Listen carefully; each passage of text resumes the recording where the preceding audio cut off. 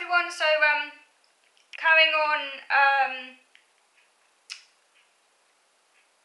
reviewing autism, a new introduction to psychological theory and current debates. So I was carrying on from when I was talking about local versus global processing in autism.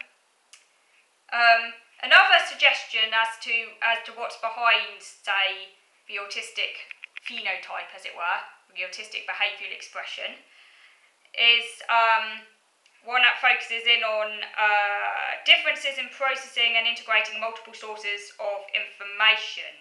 So this is to do with information integration, the bringing together of information.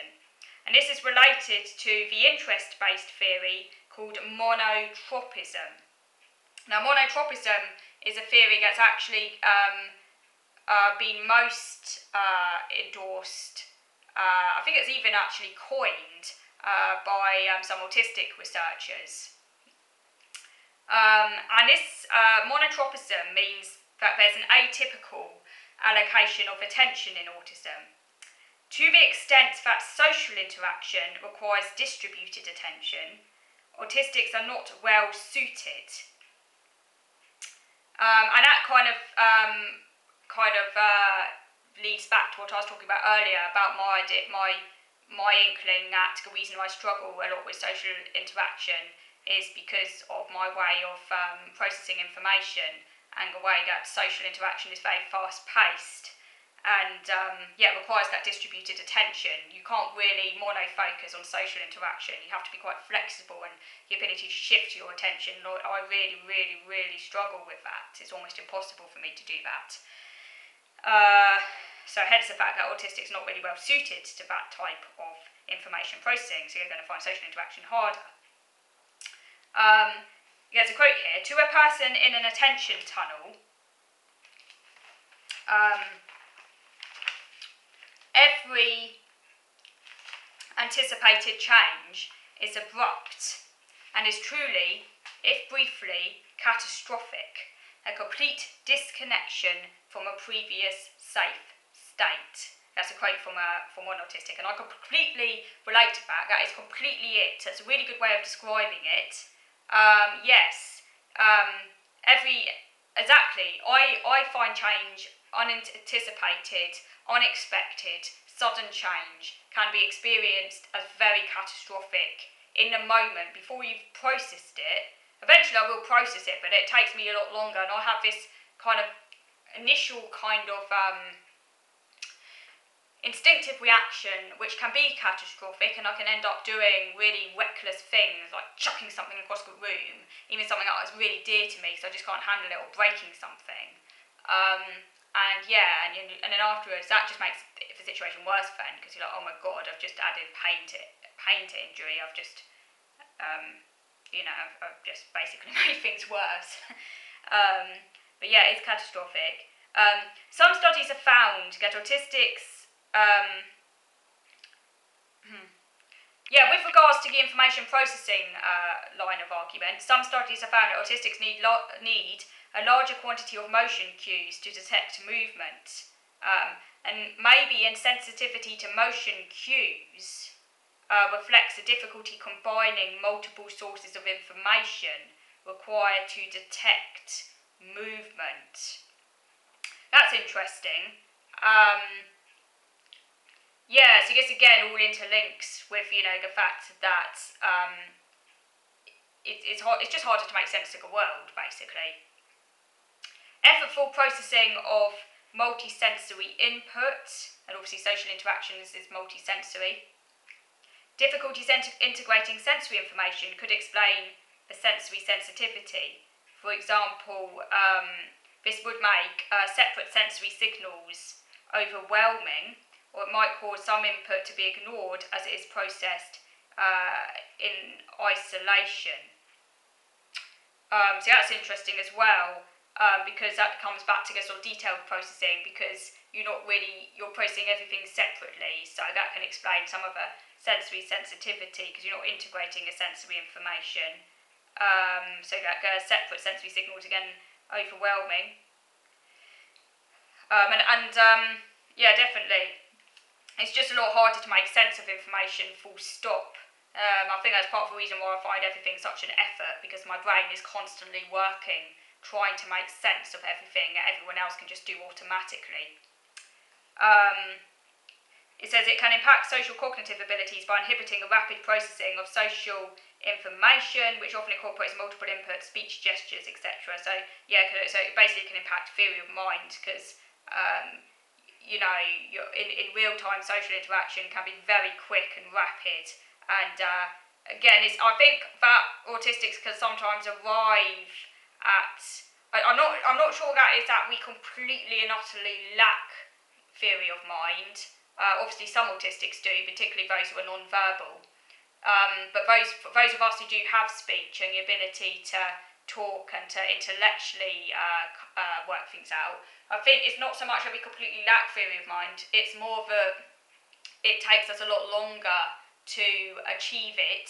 It's a lot more hard work, and we cannot do it in the moment. You can't do it in a moment, or unless you're a deep compensator, and I'm not a deep compensator, I'm a shallow compensator. Deep compensators, I think, can arrive at it via alternative routes, but obviously, like with the social interactions and stuff, it's really fast paced, and in the moment we're not able to work it out. Afterwards, once we've had time to process it, we might be able to, over a long enough period of time, kind of piece the clues together via kind of retrospective analysis. But this can take a really long period of time. And of course, social interactions don't allow for time. Social interactions are meant to be done here, now, instantaneously, and if you can't come up with the emotional response or expected ability to interpret someone else's mental state in the moment, that then results in a communication breakdown, which is all too familiar to me. So I do really struggle with theory of mind. I don't completely lack a theory of mind, but I do really, really struggle with it. And I think that's, I do think I agree with what it says here, that the information processing issues around sensory and executive functioning can then result in this issue, because you can't do it to speed. So let me know what you think about that. And then later on it talks about the societal impact of theories. So there's prominence given in the media to the systemising theory, which is extreme male brain theory. And this is evoked when considering how to increase rates of employment among autistics. But the problem is that when prominence is given in the media to say when prominence is given in the media to particular theories, it can get repeated and repeated and repeated, such as the systemising theory. This can then kind of result in stereotypes and a misunderstanding by the public of kind of the diversity among autistic people, because and it can also result in channeling autistics into industries characterised by the need for systemising, such as computers and finance, etc. And then autistics can get treated as a homogenous group whose diverse career goals are met by a one-size-fits-all employment scheme. So this is the problem, and this is to do with the societal impact of theories and why there's a kind of ethical issue here. Because no single media representation can be accurate on its own, because autistics are so diverse. But 50% of autistic characters in films, TV shows are portrayed as being savants, even though savantism is actually pretty rare in autism.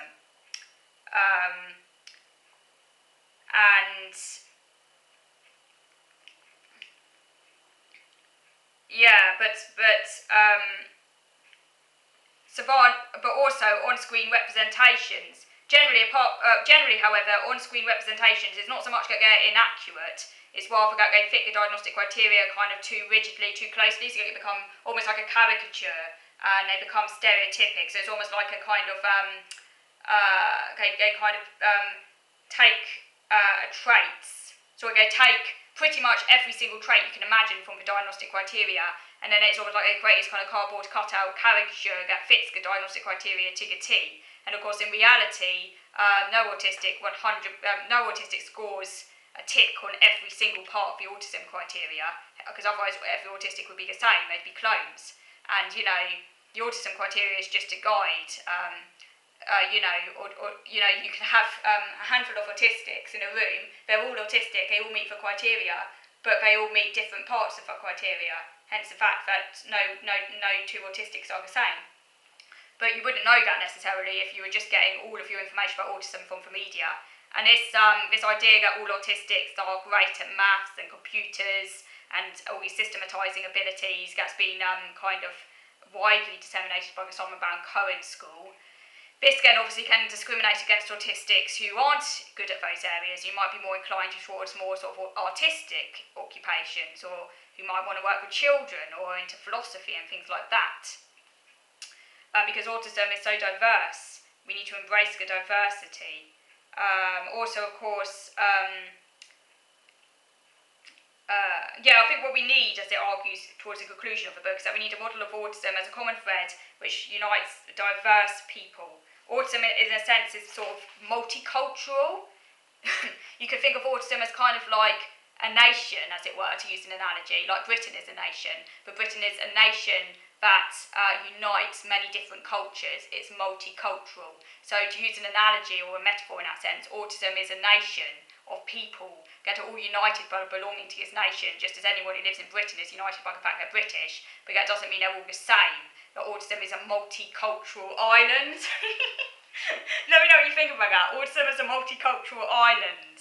I really like that idea as mentioned in this book. So it's like sharing the same nationality but also almost infinite variety. So I'm going to end on that note. Do please subscribe if you haven't done so already. Do please like if you haven't done so. And I very much look forward to speaking to you again next week. So thank you for watching.